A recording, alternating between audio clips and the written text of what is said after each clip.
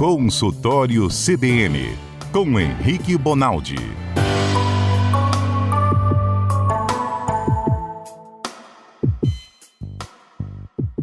Oi, doutor Henrique, tudo bem? Ei, gente, tudo bem? Boa tarde para todo mundo, boa tarde para quem está nos escutando. Vamos nós, mais uma semana, graças a Deus. Ainda bem que o senhor terminou falando graças a Deus. Tão sorumbático, eu, hein, doutor? Alto astral, que isso? O senhor tá bem mesmo, doutor? Não, eu tô bem, só tô dando um bom dia. Não tem jeito de falar. Boa tarde aí, moçada! Vamos lá, É melhor o senhor sorumbático. Volta a ser sorumbático, doutor. Volta, sorumbático. Doutor Henrique, vamos voltar para os rins, tentar avançar na conversa dos rins? Porque tem dúvidas na semana passada também. Pelo que eu me lembro, o senhor falou, os rins são um filtro. E ele produz a urina. Ele absorve aquilo que a gente pode usar e elimina a urina. Se sua urina estiver muito amarela, você está bebendo pouca água. Se estiver claro demais, está sobrando água. Entre outras coisas. Mas basicamente isso. Eu ainda lhe perguntei, doutor, eu preciso visualizar para eu entender. Filtro, eu lembro de algo que retém impureza, assim, passa água limpinha. Eu falei, é isso mesmo. É assim são os rins. Pelo que eu me lembro, o senhor ainda falou, Deus foi generoso. Um só bastava, temos dois. E os rins ficam numa região que a gente não consegue apalpar. Não é isso? Mais embaixo aqui do cabaço, lá Exatamente. Não é isso? Tá tudo por aí? Eu entendi bem? Não, 100%. Só vale ressaltar que a gente não consegue palpar a parte porque ele está atrás da barriga. Ele não é um órgão que fica aqui na pontinha da barriga que a gente consegue palpar no abdômen. Ele está para trás, ele está quase lá na sua coluna. Por isso que você não consegue palpar. Ele está rodeado por estruturas muito fortes, muito rígidas. Músculos, ossos, e aí a gente não consegue palpar por causa disso. Sim. Aí, vamos lá então, doutor. O senhor explicou a função dos rins, onde eles ficam, mas faltou dizer como é que eu trato bem dos meus rins, o que eu não devo fazer para prejudicar o funcionamento dos meus rins. O senhor falou da hemodiálise também, que é como se fosse um órgão fora do corpo. Né? E quem faz hemodiálise deve agradecer a medicina por ter evoluído, não ficar se lamentando, porque vai viver assim, fazendo hemodiálise. Foi mais ou menos isso, não foi? Exatamente. A hemodiálise é como um ventilador mecânico para o pulmão. Seu pulmão para de funcionar, não tem problema nenhum. Põe um tubo na garganta, liga o ventilador mecânico, o ventilador define quanto de volume que entra, quanto que sai, quantas vezes, por quê, quanto de oxigênio, blá, blá, blá. A hemodiálise é a mesma coisa. Se o rim parou de funcionar, não tem problema. Traz o sangue para fora do corpo, roda ele numa máquina, que a máquina vai fazer a mesma filtragem que seu rim faz. Mas lembra que um dos pilares da função do rim, aí, uma das coisas que ele mais faz, é a produção de hormônio. Isso que eu estava tentando lembrar. E essa produção de hormônio a máquina não faz. Então, o cara que faz uso da hemodiálise, ele geralmente é um sujeito que pena um pouquinho na questão hormonal. Ele deixa de produzir alguns hormônios que são importantes e, às vezes, precisa até suplementar, colocar por fora, pela boca, tomar algum tipo de suplemento por conta dessa falta de hormônio. Carlos e Solange estão perguntando sobre cálculo renal, pedra nos rins. O senhor já quer entrar em pedra nos rins? Ou o senhor quer dizer o que a gente não deve fazer porque vai comprometer o funcionamento desse órgão? Não, vamos nós para esse negócio de cálculo renal, porque nós vamos falar um pouco dessa função. É o seguinte, cálculo nada mais é o seguinte, vamos numa explicação mais sóbria aqui entre nós aqui. O rim, moçada, ele é feito por dois funis. Sabe aquele trem que você coloca em cima da garrafa de café? Sim. Para botar depois o papel, para depois jogar o café? É a mesmíssima coisa no rim. O seu rim nada mais é do que um cálicezinho daquele, do que um funilzinho daquele, que você joga um líquido dentro, que chama sangue, passa sangue por ele, filtra como se fosse aquele filtro de café, exatamente daquele jeito, e cai depois a urina, que é uma quantidade X ou não, a depender do tipo de filtro que você está usando, de mais ou menos pó de café. Então tem gente que fala assim, nossa, esse café ficou ralo. O que é isso? É que na hora que o cara fez o café, passou mais água do que soluto. Eles chamam de soluto isso, porque é café. E tem gente que fala assim, nossa senhora, ficou forte esse café. O que é o café forte? É menos água que vai para a garrafa do café em relação à quantidade desse mesmo pó. Foi mais pó. O rim, Mário, é exatamente a mesma coisa. Ele é um órgão que vai filtrar para decidir se vai passar mais ou menos pó de café. E esse pó de café é um monte de coisa, desde sujeiras que a gente não quer dentro do corpo, que a gente chama de excretas, até íons, até sais. É como se fosse um monte de tipo de sal, que cai dentro da urina. Pronto, matou a charada, né? Se você for um sujeito que passa mais sais para a urina do que deve, ou seja, sua urina fica concentrada, que eles chamam, menos líquido em relação à quantidade de sais, você vai fazer cálculo. O cálculo, na sua grande maioria das vezes, se não me falha a memória, 90% dos cálculos é de cálcio. Se você for um sujeito que se alimentar de um jeito tal, ou tiver uma genética que seu pai, sua mãe, seu irmão, todo mundo teve, que passa mais cálcio do que deve para dentro da urina, é o café forte. Você vai ficar com a urina muito cheia de cálcio, e esse cálcio, como está sobrando, ele vai se agarrar no segundo funil. Nós temos um outro funil. É como se, ao invés de cair dentro da garrafa, é como se esse líquido caísse dentro de um outro funil que vai ser transferido por um tubo até chegar na bexiga. Essa urina que cai nesse tubo, se ela estiver repleta, cheia de cálcio, esse cálcio vai se agarrar na beirada do tubo e vai fazer o cálculo, vai fazer a pedra nos rins. Por isso que quem já fez xixi com a pedra, escuta o barulhinho da pedra caindo no vaso. Às vezes até na louça do vaso. Sai tim! Por quê? Porque é uma pedra. Aquilo é cálcio puro. É como se você estivesse diante de um, sei lá, um trem desse, um negócio desse, como é que chama? Concha. É mais ou menos isso que você urina. Entendi. E nada mais é do que o café, que é mais forte. Assim, estou fazendo uma analogia muito simples, mas é para ficar mais fácil para a gente ficar. Você começa a falar que esse trem de solutos. Não, entendemos. Não esquece esse trem, é igual café. Tá Se for um cara que vai fazer café mais forte, você vai acabar, aumenta a propensão de você ter cálculo, é isso. Agora, esse cálculo, essa pedrinha, que pode ser cálcio, como o senhor disse, ela pode ficar quietinha ali sem doer. Ela pode ficar quietinha sem doer, do nada doer. Isso, Mário, o que faz doer é exatamente o cálcio querer andar. Tem gente que fica com pedra de meio centímetro, 1, 2, até 3, 4 centímetros, e ela fica lá paradinha nesse segundo funilzinho, nesse segundo cálice, que é onde a urina cai e é transportada até a bexiga, e se ela não mexer, o cara não sente absolutamente nada. O sujeito que tem cálculo renal e que dói, não é aquele cara que fez o cálculo renal naquela hora, não. Ele tem aquilo ali há anos, e aquilo resolveu deslocar. O que dói é o cálculo deslocar. Caso contrário, você acha isso no exame e quebra ele lá onde ele está, sem risco para isso acontecer. Mário, quem está nos escutando e já sofreu disso, ou tem um vizinho, um parente, já escutou falar assim, fulano de tal teve que passar um duplo J. Vocês já escutaram isso? Já tenho a menor ideia do que é. O que é o duplo J? Nada mais é do que um fio de um material, ao mesmo tempo que ele é maleável, que ele é molinho. É como se fosse uma baqueta de instrumento de música baiana, assim, uma baqueta molinha. Ela fica tipo uma baqueta de tamborim, é como se fosse uma baqueta de tamborim, o material, né? E ele tem 2 J's na ponta, numa ponta e na outra. Um J mesmo, ele faz uma voltinha nas 2 pontas. O que o cara faz com aquilo? Ele pega aquilo e introduz ele da bexiga até o rim. Então, um J fica lá dentro do rim, o outro J fica cá na bexiga e transpassa esse cano. Para que ele faz isso? Para facilitar. Não, ele deixa lá. Por que ele faz isso? Porque na hora que ele faz isso, ele expande, ele ajuda a aumentar o tamanho desse ureter. E aí fica mais fácil migrar o cálcio sem grandes problemas. Fica mais fácil deslocar a urina quando ela poderia ficar obstruída pelo cálcio, obstruída pelo cálculo. Então é como se fosse fica desentupindo. Entendi, até que você resolve. O que eu quero chegar, eu entendi, doutor, a sua analogia está perfeita. A dor, então, não é da pedrinha. A dor é que ela se desloca e bloqueia a urina? E aí que dói, é isso? Não, na hora que ela se desloca, ela vai lesionando a parte de dentro do tubo e isso causa dor. Independente se obstrui ou não obstrui, isso vai causar dor. Agora, se porventura tiver risco de obstrução, duplo J. Eu enfio um caninho lá dentro e deixo com que esse caninho, ficando lá dentro, ele evita que a obstrução aconteça. A urina vai correr em volta do caninho e vai cair na bexiga do mesmo jeito, não tem risco de obstrução. É para isso que serve o tal do duplo J. E é por isso, Mário, que quem tem cálculo de rim, além de dor, às vezes tem sangramento na urina. Por quê? Porque na hora que o cálcio desce por esse caninho até chegar à bexiga, ele desce rasgando o caninho, e aí sangra. É por isso. Entendi. Agora, esse duplo J é temporário. Você deixa abertinho para a urina sair, a pessoa não sentir dor até tirar a pedra?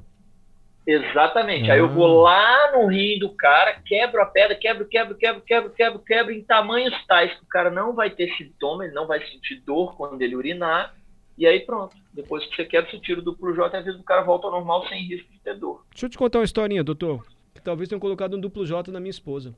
A gente foi daqui pra Inglaterra. Sabe, pobre, quando viaja junto dinheiro o ano inteiro pra viajar? Tá rindo porque não foi o senhor.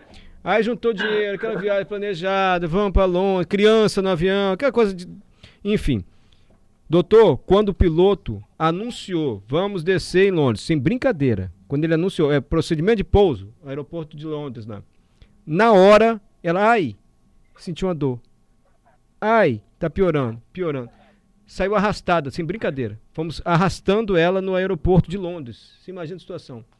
Uma dor insuportável. E era a pedra no rim. E aí um amigo lá de Londres, um anjo, nos ajudou. Ela foi atendida no hospital lá, voltou para casa, não aguentou, voltou, ficou internada. Olha a viagem, que maravilha. Ficou internada, eu com criança e falar inglês em Londres. Mas um amigo, um anjo, nos ajudou.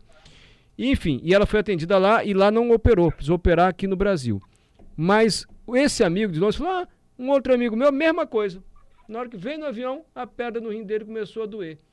Será que avião desloca a pedra no rim, doutor? Não, eu não sei, porque às vezes mudança de pressão, atmosfera, eu sei lá. Não, que eu saiba não. Mas eu posso ler e responder da próxima vez, mas que eu saiba não existe relação. Então foi e só se azar porventura, Omar, deixa eu falar uma coisa para quem está nos escutando. Dor de cálculo de rim é de verdade. As pessoas desmaiam pela dor de cálculo de rim. Isso. Dor de cálculo de rim eu vi. É uma das 10 dores mais fortes do mundo. Então você não discrimina esse trem, não. E uma das dicas da dor é que essa dor ela começa no abdômen e ela irradia, ela encosta em homens no sacro escrotal. Nossa. O cara sente dor, ele sente dor que irradia para o saco. E nas mulheres, nos grandes lábios, que é essa parte grande da vulva. Sente dor ali. Então uma das dicas para quem quer aí está diante de um vizinho que está tendo isso, pergunta, a dor está parada no abdômen ou ela está irradiando? Ela está irradiando. Para onde? Para os genitais, pode, assim, é grande chance de ser cálculo de rim. Ela tem essa característica semiológica, que a gente chama, que é uma característica clínica, que ajuda a gente a definir na porta do pronto-socorro. Sara mandou mensagem que ela botou assim, porcaria de pedra no rim. Nunca senti tanta dor na vida, nada abarrou, escreveu a Sara. E, pois não, Johnny, tem um complemento aqui sobre a dor. A ouvinte está descrevendo aqui, dá uma dor absurda porque a pedra está em deslocamento, dá uma vontade de fazer um xixi, mas não sai uma gota e dói demais. Doutor, então assim, só para eu resolver essa minha vida, esse capítulo da minha vida, porque lá em Londres não operaram. Eu acho que colocaram esse duplo J para ela aguentar, porque ela aguentou a viagem, e ele falou, você vai aguentar mais uns 20 dias, chegando no seu país, você corre para o médico. Chegou aqui, precisou fazer a cirurgia para tirar a pedra. Só pode ter sido isso, né? Só pode ter sido isso. Aí o que eles fazem? Independente se colocou o duplo J ou não, o que eles fazem? Eles checam no exame se existe chance ou não de deslocar mais algum cálculo, o cara ter mais uma outra crise. Se eles não acham o cálculo que é responsável, você não tem mais dor e não tem outro cálculo para descer, não, um grande assim, eles desistem da ideia de tratar naquele momento, eles seguram um pouquinho. Então, calma que a medicina sabe o que fazer se você estiver sentindo isso. Porque quem está sentindo, Mauro, tem uma sensação de desespero, parece estar morrendo. Isso. E calma que existe tratamento. Por evento agudo, existe tratamento para eu pensar se vai ou não vai ter um outro deslocamento, uma nova dor. Se tem ou não tem risco de obstruir e causar insuficiência renal, fazer esse rim ficar lotado de urina, porque a urina não consegue descer para a bexiga. Então a medicina consegue determinar isso tudo. Só tem que ir lá no pronto-socorro ser visto pelo médico. Não invento de ter essa dor, porque melhorou e eu urinei o cálculo, não vou mais não. Você tem um altíssimo risco de ter um novo cálculo, deslocar de novo e ter dor de novo. A Carmen está perguntando isso. Quem fez cirurgia de pedra no rim, pode ter de novo? Opa, se pode. Um dos grandes motivos para você ter pedra é ter tido pedra. Existe um tipo de cálculo, Mário, que é um dos mais incomuns, inclusive, que está ligado à quantidade de infecção de urina que o sujeito tem. Ele tem tanta infecção de urina, chama estruvita, se eu bem me lembro, se não me falha a memória. E esse cálculo, então, é danado, porque você tira ele nasce de novo, porque o cara não para de ter infecção de urina. Então, para quem tem infecção de urina de repetição, principalmente as infecções de urina que a gente chama de alta, e chama de alta porque anatomicamente é alta mesmo, né? Ao invés do cara ter lá infecção só na uretra, que é o caninho que leva da bexiga para fora, para o vaso sanitário, o cara tem às vezes também na bexiga. E às vezes ele também tem no ureter, que é esse caninho que sai lá do rim e leva para a bexiga. E às vezes ele tem no rim. Então, quem tem infecções mais altas, ureter, rim, existe uma chance ainda de ter esse outro tipo de cálculo. Então, o cálculo não é só cálcio, mas a grande parte das vezes é cálcio mesmo. Mas como é que ele fica livre disso? Como é que a gente evita? Tem um fator genético que vai fazer com que a pessoa tenha mais chance de ter pedra no rim? Não tem. O que eu faço para não ter esse troço? Tem, infelizmente, tem uma relação genética danada. Então, no consultório, quando a gente pergunta para o sujeito assim, aí, o que você tem de doença? Eu tenho cálculo de rim. Geralmente, ele fala, meu pai tem, meu avô tem, meu bisavô tem, desde Dom Pedro tem. Como é que faz para melhorar isso? Primeira coisa, ingestão de água em excesso, tem que tomar bastante água, porque aí você dilui mais. Lembra da história do café? É só você diluir mais, já melhora muito. E a outra coisa é diminuir alguns tipos de alimentos. E aí, alguns tipos de alimentos ajudam muito a ter cálculo. E aí, infelizmente, nós vamos começar pelo pior. Refrigerante, por exemplo, é danado para dar cálculo. Por quê? Porque refrigerante tem 2 tipos de sal, o sal mesmo, um fosfato, fosforelar, como é que chama, sei lá como é que chama o trem, que dá muita chance. A outra possibilidade também é quem come muito sal. E olha que legal, o rim é cheio de artimanhas. Olha que legal. Se você é um cara que come muito sal, você não vai jogar sal para fora tão somente. Você joga muito cálcio para fora. O rim acha necessário jogar não só aquele sal que você está comendo, que é basicamente sódio, mas ele também joga cálcio para fora. Quando ele joga cálcio para fora, pronto, a gente se lascou, certo? Todos os processados, então mortadela, salsicha, tudo acontece. Esses trem latados. Muito sódio, né? Aí, quanto menos, melhor. Nossa, Mário, é uma lista que eu não lembro toda não, mas assim, ó, vitamina C é danado para dar isso. Então, quem toma muita vitamina C, muito suplemento com vitamina C também, acaba virando esse ácido, acaba virando também motivo para o rim acumular essa quantidade de soluto, né, esses sais. E açúcar. Açúcar também é danado para dar isso. A alça do açúcar tem a ver com amônia.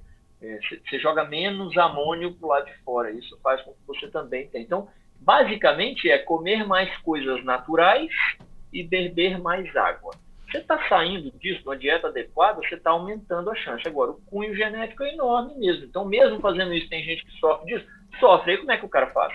Acompanhamento regular, ele vai acompanhar o tamanho do cálculo. Quando o tamanho do cálculo chegar em tanto de tamanho, o médico vai lá e faz um negócio chamado litotripsia. O que é isso? É a quebra do cálculo. Ele faz com um aparelhinho que, inclusive, às vezes é extracorpóreo, fica do lado de fora. Às vezes não vai lá na pedra, não. Pelo lado de fora, raio laser, por ondas, assim? Ele consegue. Tipo um raio laser, ele explode a pedra lá dentro? Isso. Vamos pensar no raio laser. Ótima analogia. É o super-homem olhando lá com o raio laser e quebrando aquilo. Aquilo pulveriza, aquilo vira pó. E aí você urina aquilo sem precisar de grandes cirurgias. Então, mesmo que você seja um cara que não está conseguindo sucesso com a sua alimentação, não para a alimentação, porque se você piorar a alimentação vai ser mais rápido, o tamanho do cálculo vai ser maior, as chances de falência renal vão ser maiores, mas acompanha com o médico, ele sabe o que fazer. Sim. Doutor, olha que importante o que a Sandra escreveu pra gente. Eu vou ler devagar, porque tem termos técnicos e eu posso me embolar. Desculpa, tá, Sandra, mas acho que eu vou ler bem aqui. Minha filha tem lúpus eritematoso sistêmico. Isso. Desde então, me dediquei à pesquisa. Ela perdeu uma função renal. Eu doei meu rim para ela em 2010.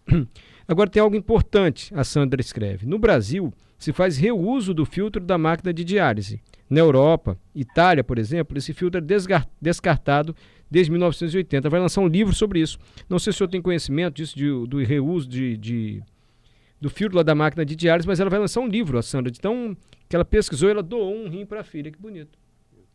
Ô Mário, existe, mas eu queria, me permita na semana que vem falar um pouco sobre isso, porque deve entrar questões sociais e econômicas no meio, e aí eu queria ter certeza. Agora, ela cita um negócio que é muito legal, se você me permitir, me dá 3 minutos. Claro. A doença que faz falir o rim, na vigência de lúpus, geralmente é um negócio chamado glomerulonefrite. O que é isso? Lembra do primeiro funil? Lembro. Aquele em que eu jogo pó e jogo água para depois começar a virar urina? Aquilo chama glomérulo. Tem um nome aquilo no rim. É uma estrutura igualzinho um cálice que entra o vaso sanguíneo, joga bastante água de dentro do vaso sanguíneo para fora e esse cálice faz essa captação e depois vira urina. Aquilo é formado de glomérulos que são pequenos, igualzinho o que nós estamos falando. Esse funilzinho, vários, e aquilo inflama por ação de anticorpos contra a gente mesmo. Olha. Então o lúpus é uma das causas de doença autoimune, chama autoimune, porque é uma autoimunidade, é uma imunidade contra o indivíduo próprio e faz entrar em falência renal.